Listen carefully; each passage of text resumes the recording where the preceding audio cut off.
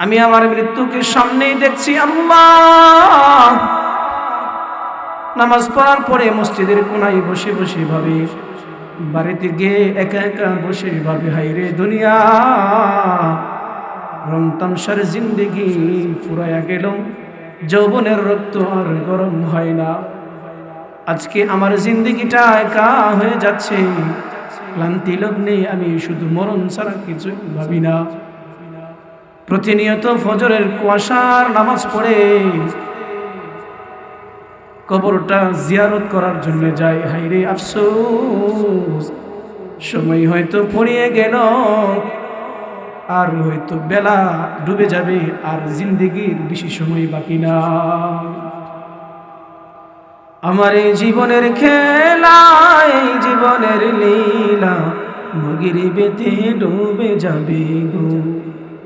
মরণ তোমায় ডাকিবে যেদিন, মরণ তোমায় ডাকিবে যেদিন, পাখির সন্ধ্যাবেলা, সন্ধ্যাবেলা পড়িয়ে যাবে গো। সারাক্ষণ শুধু ভাবে আল্লাহ, জীবন যে প্রদীপটা নিভে যাবে, হঠাৎ ঝড়ের বেগে আমার জীবনের সব কিছু শেষ হয়ে যাবে। সন্ধ্যা হইলে দেখবেন সূর্যটা পশ্চিম আকাশে ডুবে গেছে, আমার জীবন প্রদীপ এভাবেই ডুবে যাবে। ওই তখন সে আল্লাহর দরবারে বেশি বেশি কান্নাকাটি করবে। সাহাবায়ে কেরাম বলেন, ইয়া রাসূলুল্লাহ, আমরা এতক্ষণে বুঝেছি যেই ব্যক্তিকে, যেই মুমিনকে আমার আল্লাহ ভালোবাসে, ওই ব্যক্তিকে মরণের আগে আমার আল্লাহ কিছু নেক আমল করার সুযোগ দান করে দিয়ে। জোরে বলেন সুবহানাল্লাহ। হায়রে মরণ, এই হাত দিয়ে কত আত্মীয় স্বজনকে দাফন করলাম, এই চোখ দিয়ে কত আত্মীয়র জন্য মরণে চোখ দিয়ে পানি ঝরঝর করে ফেলে দিলাম। আমার জীবনের জন্য আমি একবারও চিন্তা করি নাই আমিও যে এই পথের পথিক, আমি এই যাত্রী, আমারও তো একদিন গন্তব্য পৌঁছতে হবে। أما بعد فأعوذ بالله من الشيطان الرجيم. بسم الله الرحمن الرحيم.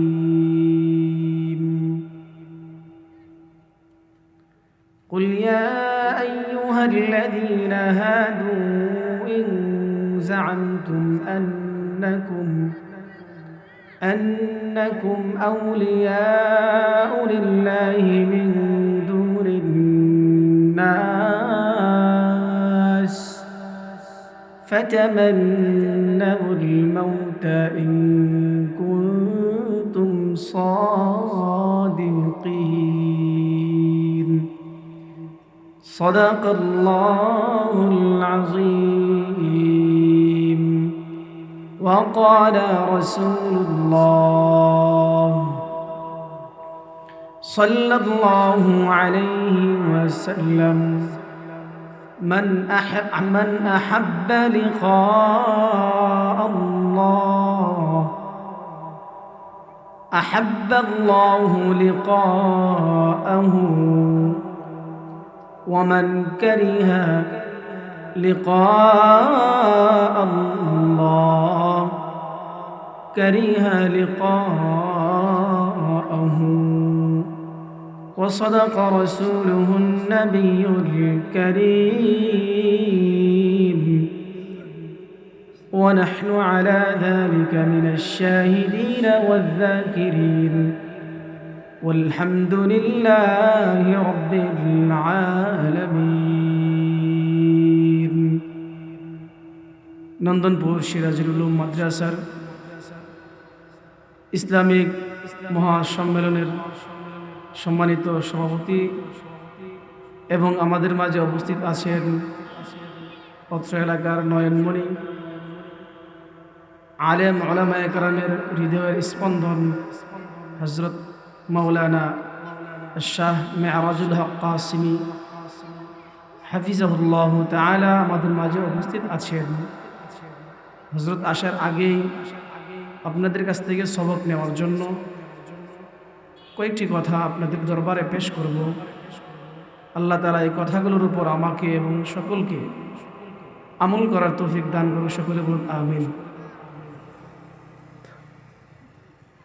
সূরাতুল জুমআর 6, 7, 8 নম্বর আয়াতের ধারাবাহিক কিছু কথা, কিছু তর্জমা আপনাদের দরবারে পেশ করব। এই আয়াতে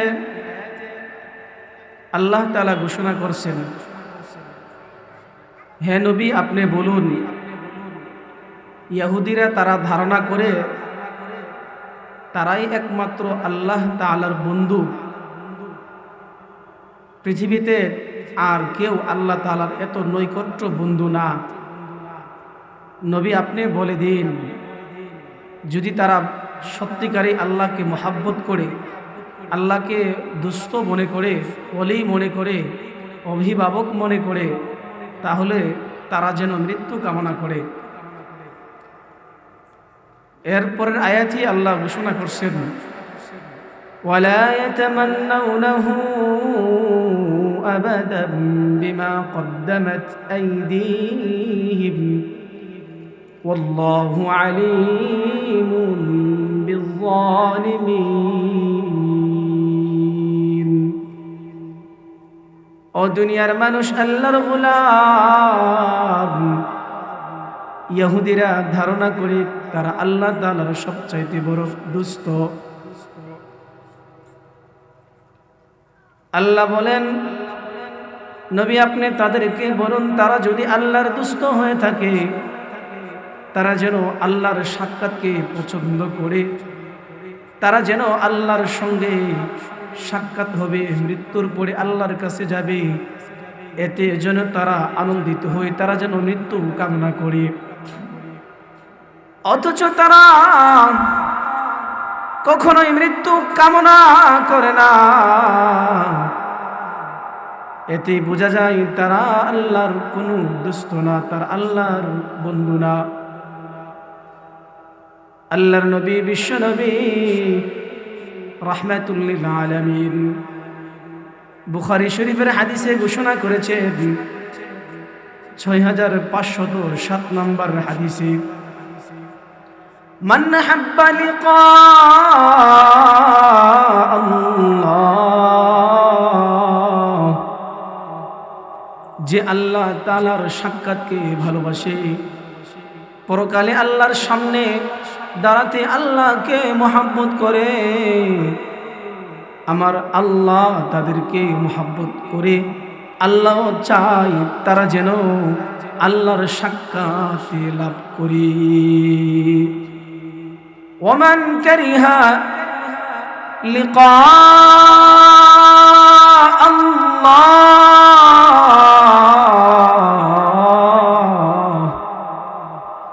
যে ব্যক্তি আল্লাহর সাক্ষাৎকে পছন্দ করে, সে যেন এই কথা দিলের ভিতরে গেঁথে নেই, আল্লাহ ও তার সাক্ষাৎকে পছন্দ করে না। এই দুনিয়া থাকার জায়গা নয়। এরপরের আয়াতে আল্লাহ ঘোষণা করেছেন, কুল ইন্নাল মাউতাল্লাযী তাফিরুনা মিনহু ফাইন্নাহু মুলাকীকুম। নবী আপনি দুনিয়ার সব মানুষকে জানায় দিন, মাখলুককে জানায় দিন, মরণ থেকে তারা যতই পালন করে, মরণ থেকে তারা যত দূর পলায়ন করে, মরণ কিন্তু তাদেরকে গ্রাস করে ফেলবে। ফাইন্নাহু মুলাকীকুম, মৃত্যু তাদেরকে গ্রাস করবে, মৃত্যু তাদের সাথে সাক্ষাৎ করবে, তারাও মৃত্যুর সঙ্গে সাক্ষাৎ করতে হবে। মরণ হয়ে যাবে মুমিন। এই মরণের পর আমার আপনার দেহটাকে যখন কবরে শোয়া দিবে, তখন সবাই চলে আসবে। কবর নিজেই বলছেন, ও দুনিয়ার মানুষ, আমার কাছে আসবা, আমার কাছে আসার আগে কিন্তু তুমি একটু ভালো করে প্রস্তুতি নিয়ে এসো। আনা বাইতুল গুরবা, আনা বাইতুল ওয়াহদা, আনা বাইতুদ দুদ, আনা বাইতুত তুরাব। কবর বলছেন, এই আমার কাছে যে আসলা জানানি আমি হচ্ছি অপরিচিত ঘর, আমি একা ঘর, এই ঘরে আমার কাছে তুমি একাই থাকতে হবে। আনা বাইতুত তুরাব, আমি তো একটা মাটির ঘর, এই ঘরে কিন্তু তুমি একাই বসবাস করতে হবে। সুতরাং আমার কাছে আসার আগে তুমি তোমার হিসাব নিকাশটা মিলাই আইসো, নতুবা আমি যে কত ভয়ঙ্কর রূপ ধারণ করতে পারি আসার পরে কিন্তু তুমি বুঝতে পারবা।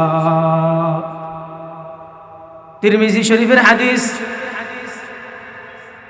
আল্লাহ রাসূল সাল্লাল্লাহু আলাইহি ওয়াসাল্লাম ঘোষণা করে দিয়েছেন, মান আরাদাল্লাহু বিল খায়র, মান আরাদা বিল আবদি খায়রা, আল্লাহ তাআলা যাকে কল্যাণ কামনা করে, আল্লাহ যেই মুমিনের মৃত্যুর ভালো কামনা করে, যে মুমিনের ভালো কামনা করে, আল্লাহ মরণের আগে ওই মুমিনদেরকে তাদেরকে কিছু নেক আমল করার তৌফিক দান করি। ইস্তামালাহু, নবী বলেন, যেই বান্দাকে আমার আল্লাহ মহব্বত করে, ওই বান্দা তার জীবনটা পরিচালনা করছে শরীয়তের বিরুদ্ধে, কিন্তু ইন্তেকাল করার আগে,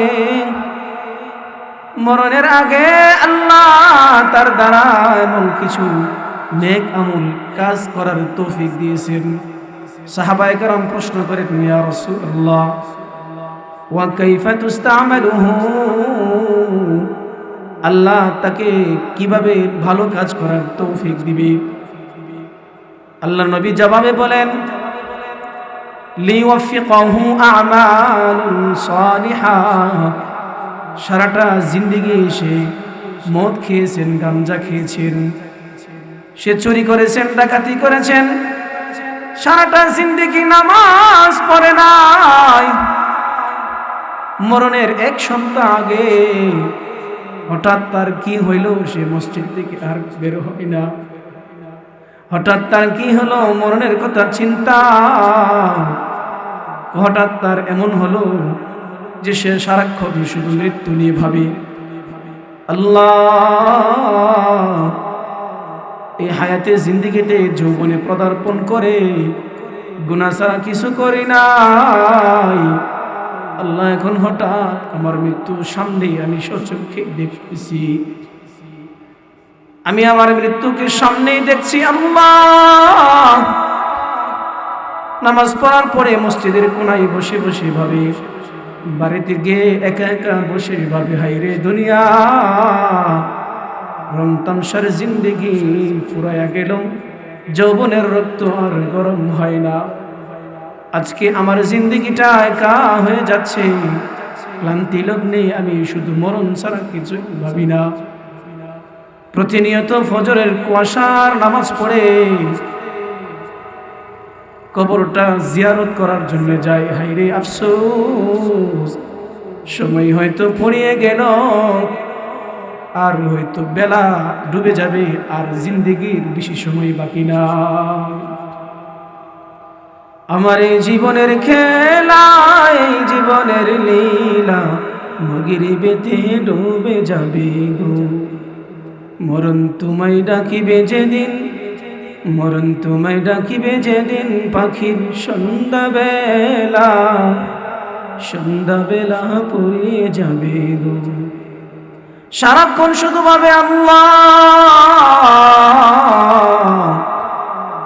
জীবন যে প্রদীপটা নিভে যাবে, হঠাৎ ঝড়ের বেগে আমার জীবনের সব কিছু শেষ হয়ে যাবে। সন্ধ্যা হইলে দেখবেন সূর্যটা পশ্চিম আকাশে ডুবে গেছে, আমার জীবন প্রদীপ এভাবেই ডুবে যাবে। ওই তখন সে আল্লাহর দরবারে বেশি বেশি কান্নাকাটি করবে, সাহাবায়ে কেরাম বলেন, ইয়া রাসূলুল্লাহ, আমরা এতক্ষণে বুঝেছি যেই ব্যক্তিকে, যেই মুমিনকে আমার আল্লাহ ভালোবাসে, ওই ব্যক্তিকে মরণের আগে আমার আল্লাহ কিছু নেক আমল করার সুযোগ দান করে দিয়ে। জোরে বলেন সুবহানাল্লাহ। হায়রে মরণ, এই হাত দিয়ে কত আত্মীয় স্বজনকে দাফন করলাম, এই চোখ দিয়ে কত আত্মীয়র জন্য মরণে চোখ দিয়ে পানি ঝরঝর করে ফেলে দিলাম। আমার জীবনের জন্য আমি একবারও চিন্তা করি নাই আমিও যে এই পথের প্রতীক, আমি এই যাত্রী, আমারও তো একদিন গন্তব্য পৌঁছতে হবে। সূরাতুল জুমার ৮ নম্বর আয়াতে বলছেন, মরণ থেকে যতই পালাও মরণ তোমায় লইবে গিরি, যদিও লুকাও সদর আকাশ পানে সেটাই লাগিয়ে সিঁড়ি।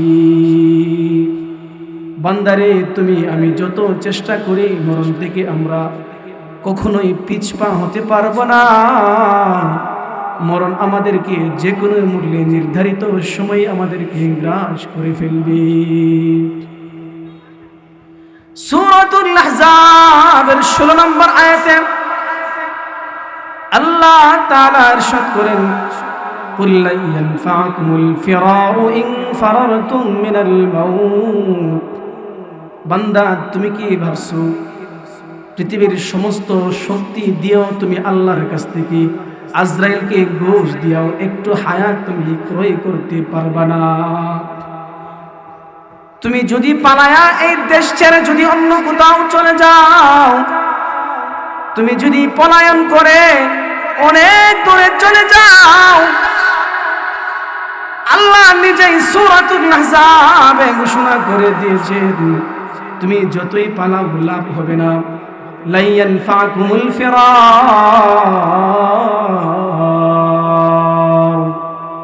তুমি যতই পলায়ন করো, যতই তুমি পলায়ন করার চেষ্টা করো, লাভ হবে না।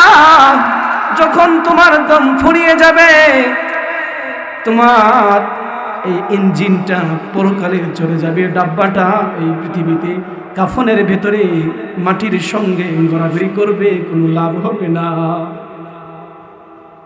আল্লাহ, ওই দিন আসার আগে আমাদের প্রস্তুতি নিতে হবে। ওই দিন আসার আগে আমার জিন্দেগীর আমলের হিসাব নিকাশ নিতে হবে। সূরাতুন নিসার 34 নম্বর আয়াতে আল্লাহ ঘোষণা করেন,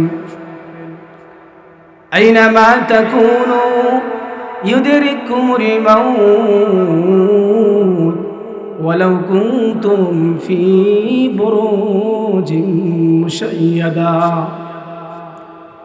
তুমি যদি 10 তলা নির্মাণ করো, ওখানে একটা কামরা বন্ধ করে দাও, এখানে আজরাইল আসবে না, বলে না, সেখানেও আজরাইল যেতে পারবে।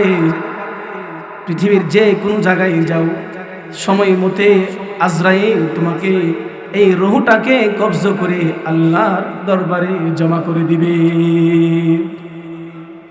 ইউদরিকুমুল মাউত, মরণ তোমাকে গ্রাস করবেই করবে।